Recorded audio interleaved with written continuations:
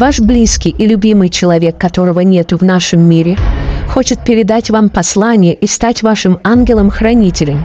Чтобы он это мог сделать, я передам вам часть своей силы и энергии. Для этого напишите в комментариях «Принимаю» и подпишитесь на меня. Так вы сможете впустить его в свою жизнь. Он хочет сказать, чтобы вы не винили себя и жили счастливо. Он хочет этого. Также он хочет сказать, что сильно любил и любит вас. И просит прощения, что говорил это нечасто. С этого момента он будет оберегать вас и подсказывать верный путь. Не игнорируйте это видео и послание этого человека. Он больше не сможет связаться с вами, если вы проигнорируете его. Он очень хочет быть с вами. Он сильно любил вас, когда был рядом, но не всегда говорил об этом. Примите его в свою жизнь.